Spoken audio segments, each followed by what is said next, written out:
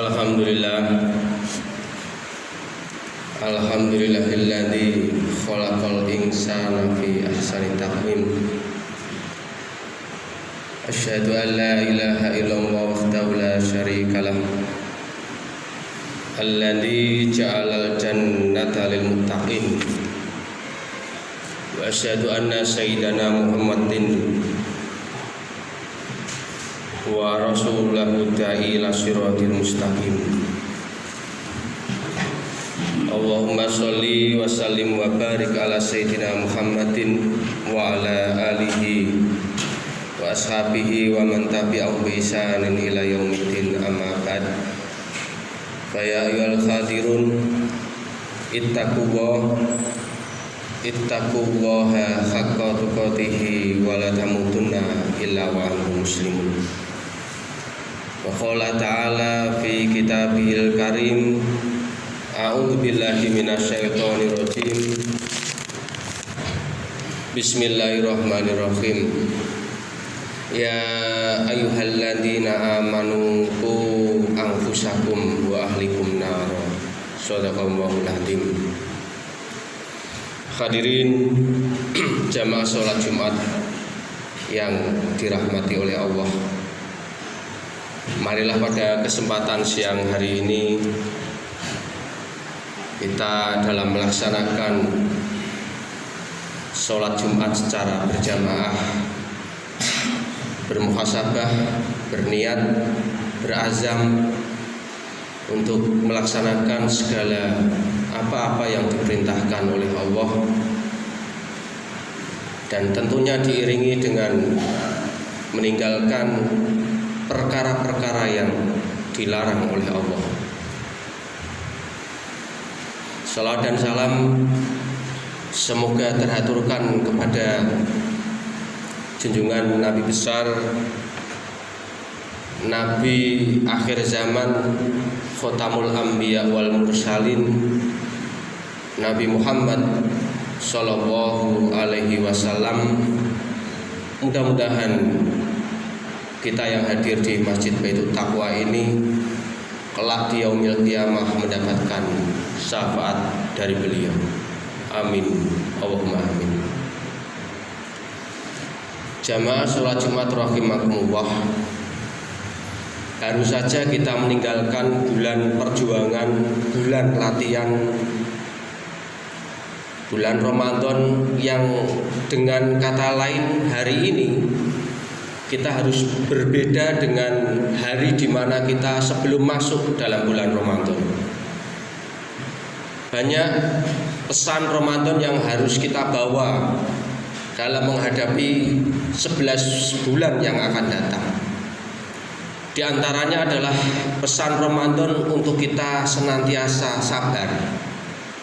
Betapa tidak ketika kita puasa, dimulai dari imsak sampai waktu maghrib, kita bisa menahan untuk tidak makan, tidak minum, untuk tidak melakukan perbuatan yang membatalkan puasa.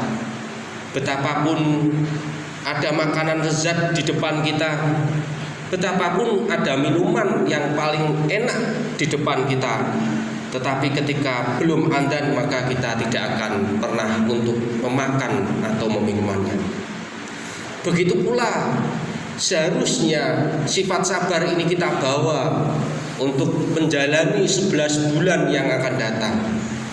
Sabar untuk tidak memakan makanan yang haram, sabar untuk tidak minum minuman keras, sabar untuk tidak mencari aib orang lain, sabar untuk pergi melaksanakan jamaah sholat 5 waktu di masjid, dan tentu sabar yang lain yang tentunya bernilai ibadah. Hadirin jamaah sholat Jumat rahimakumullah, hari ini kita hidup di era disrupsi, di mana ditandai dengan perkembangan teknologi dan IT yang seakan-akan membawa dampak baik positif maupun negatif. ditandai dengan misalnya ketika berita-berita bohong itu selalu diulang-ulang, maka berita itu akan dianggap sebuah kebenaran. Dampak negatif lainnya adalah bobroknya moral akhlak kalangan remaja kita hari ini. Lihatlah kasus geng motor misalnya, semua didominasi oleh kalangan remaja. Seksual, pergaulan bebas, hamil di luar nikah, semua perbuatan-perbuatan ini didominasi dari kalangan anak-anak usia yang remaja. Dalam sebuah survei bahkan di salah satu kota di Indonesia, tingkat bunuh diri kalangan remaja itu meninggi tajam. Dengan kata lain, hadirin jamaah sholat Jumat rahimakumullah, kita harus sadar sebagai orang tua, karena bagaimanapun anak akan menarik orang tua masuk ke dalam neraka. Sebagaimana dalam sebuah riwayat yang panjang dikisahkan dalam persidangan di akhirat, ada orang tua yang disidang oleh malaikat. Singkat cerita, orang itu masuk ke dalam surga karena sewaktu di dunia dia melaksanakan apapun yang diperintahkan. Dia melaksanakan sholat, puasa di bulan Ramadan, zakat, jamaah, sholat di masjid dan seterusnya, dan dia tidak melakukan apapun dosa-dosa besar yang dilakukan. Singkat cerita, orang tua ini masuk ke dalam surganya Allah. Berikutnya ada anak yang disidang. Singkat cerita, anak ini akan dimasukkan ke dalam neraka karena sewaktu di dunia dia selalu melanggar perintah-perintah Allah. Dia mabuk-mabukan, dia main judi, main perempuan, dan semua mau dilakukan. Singkat cerita, anak ini akan dimasukkan ke dalam neraka.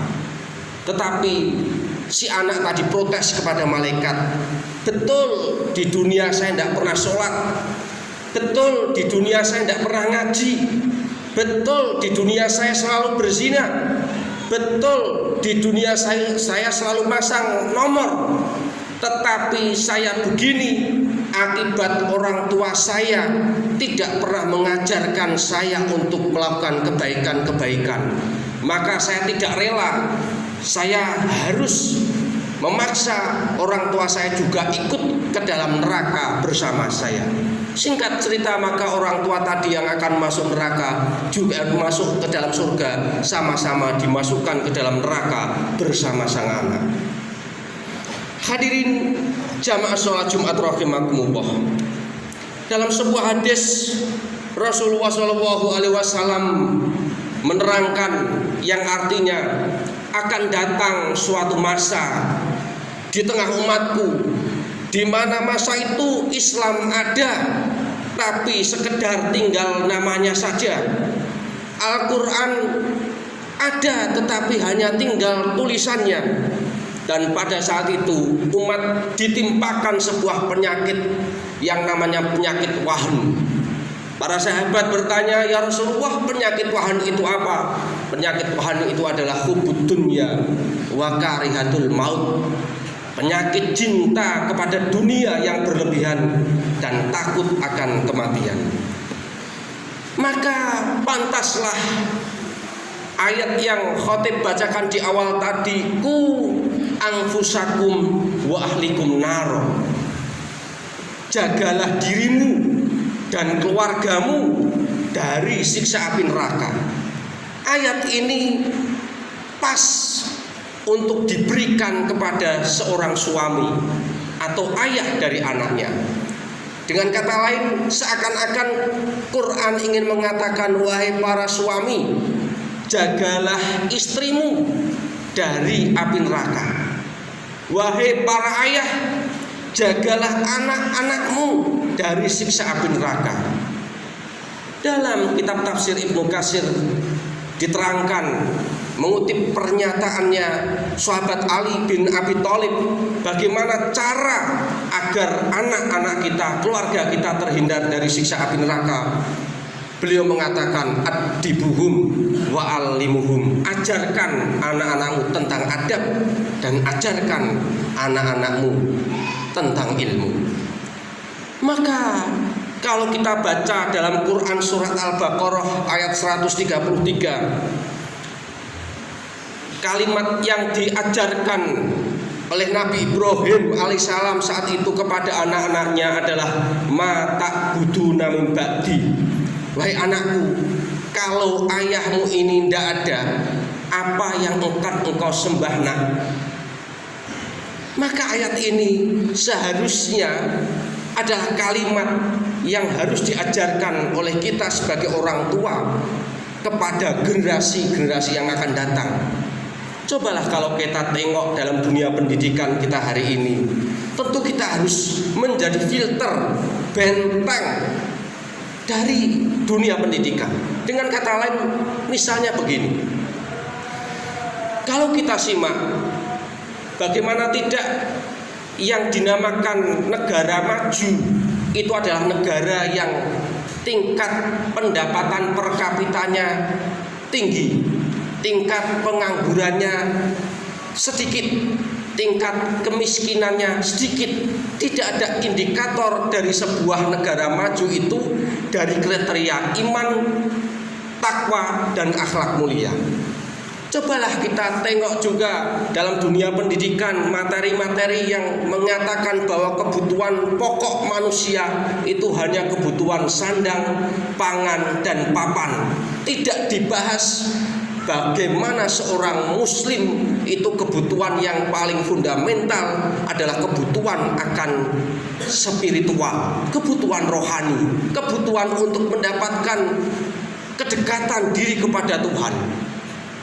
Maka ketika materi-materi yang berbau sekuler dan materialis yang diajarkan oleh anak-anak didik kita, maka kita sebagai orang tua harus bisa memberikan pemahaman yang utuh bahwa sebetulnya cinta dunia dan takut mati yang digambarkan oleh Rasulullah sebagaimana hadis tadi yang saya sebut di atas menjadi penting bagi kita sebagai orang tua untuk menjadi benteng, menjadi filter bagi anak-anak kita, bagi generasi yang akan datang. Mudah-mudahan Allah Subhanahu wa taala memberikan taufik, hidayah, inayahnya kepada kita semua yang hadir di masjid ini supaya bisa memberikan pendidikan yang terbaik kepada anak-anak kita, kepada generasi kita yang akan datang. Amin. Allahumma amin. Barakallahu li wa lakum fil Qur'anil azim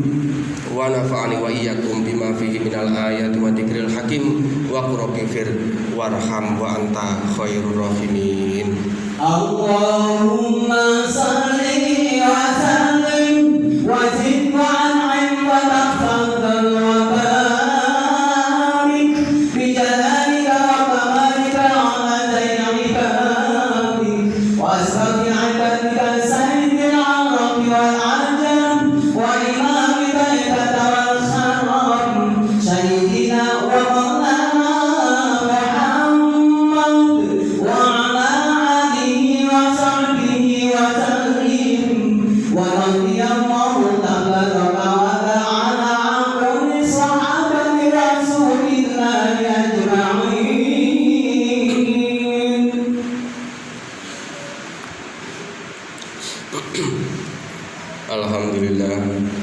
Alhamdulillahilladzi an'ama 'alaina bi ni'matil iman wal islam. Asyhadu an la ilaha illallah wahdahu la syarikalah al-malikul haqqul mubin wa asyhadu anna Muhammadan abduhu wa rasuluh shadiqul wa'dil amin.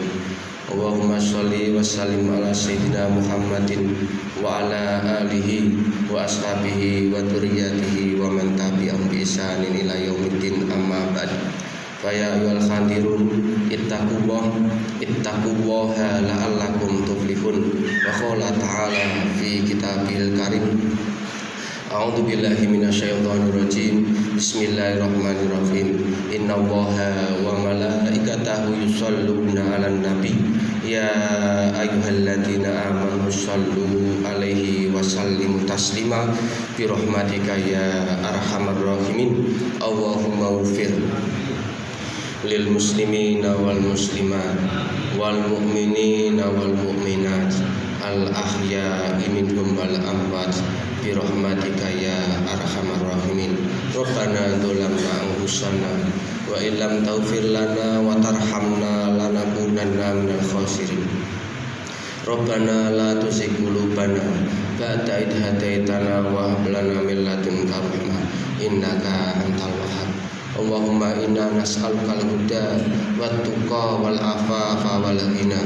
Allahumma inna nas'aluka ilman nafi'a wa amal mutaqabbala wa rizqan halalan thayyiba. Allahumma inna nas'aluka ridhoka wal jannah wa na'udzubika min sakhatika wan nar. Allahumma inna nas'aluka husnal khatimah wa na'udzubika min su'il khatimah. Rabbana atina fid dunya hasanah wa fil akhirati hasanah wa qina adzabannar. Subhana rabbika rabbil izzati amma yasifun wa salamun alal mursalin walhamdulillahi rabbil alamin wa la dzikrullahi akbar.